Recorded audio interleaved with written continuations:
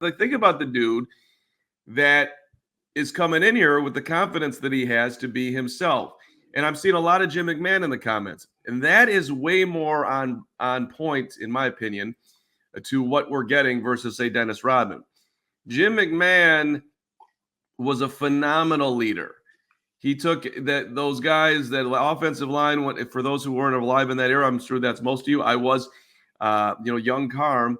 He was taking his offensive line out every week. Those guys would go out. I'm sure they were having plenty of cocktails, a lot of cockies, and they'd score a touchdown. He'd be headbutting every single one of them.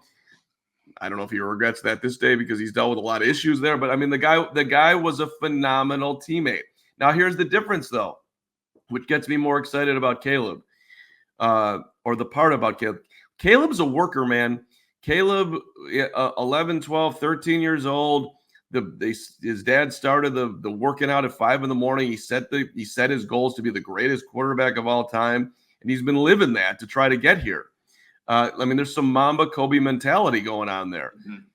Jim McMahon, off the field, partied. He did not take care of his body.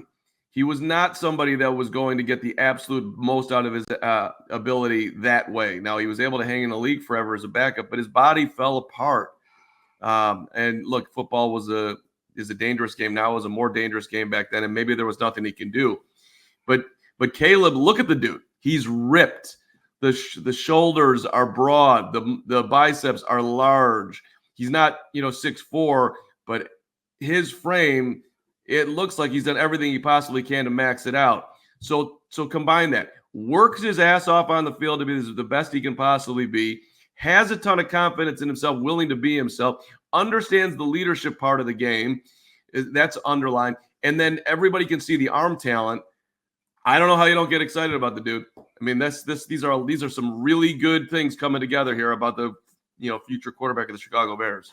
Yeah, like all those things you mentioned, Mark, and when you think about just some of the things that will happen on the field where, Caleb Williams and the Bears are going to have to face adversity, don't you want a guy that, regardless of what he does, how he portrays himself, what he wears, like it doesn't faze him. This part doesn't faze him, where maybe other people would be too insecure to even go out and put themselves in that position in the first place. I know playing on the football field and doing that, kind of presenting yourself off the football field, two different things, but there's a sense of confidence that you need to have that regardless when there is backlash, there is some pushback, adversity, that you just have the right the mental stability to handle those things. And from everything that we have seen from Caleb Williams since, he's been, played his last game at USC to all this pre-draft process, all the rumors, he's handled everything. And he's done it so, glowingly. And everything that we've heard from his teammates is positive. Everything that we've seen from him personally at the combine, at the pro day, like he just handles things well. So if anything, I don't know, for the Bears fans that are still a little skeptical about Caleb Williams and whether or not he can handle these things, just think about it in that way. And I think that kind of gives you your answer right there. And let me throw one more thing about 85. Just reminding it, and I know people get exhausted about 85, but it applies to Caleb and his eccentricities. That team did the Super Bowl shuffle, okay? It wasn't popular. There were guys on the team, Hall of Famers, Dan Hampton, who didn't participate because they thought it was wrong. It was too cocky. They did it early in the season. They were way too puffy-chested, some people thought, in that locker room. But then you had dudes who did things absolutely the right way. It wasn't just Jim McMahon in that video. It was Walter Payton. It was Mike Singletary.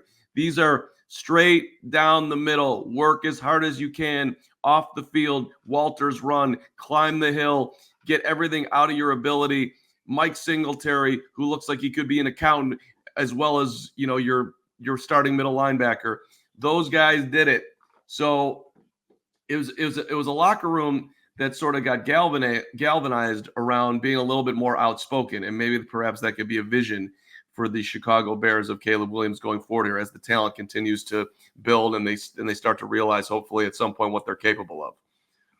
Yeah, look, different is there's nothing wrong with being different, and that team was different, and you saw like how all those different personalities, some more extreme than others, they're the last team to win a Super Bowl for the Bears. So maybe the Bears just need a little bit different. And again, that's what Kyle Brandt was also saying too.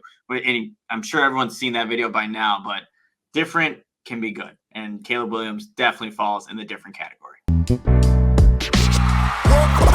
We all silly like the mayor.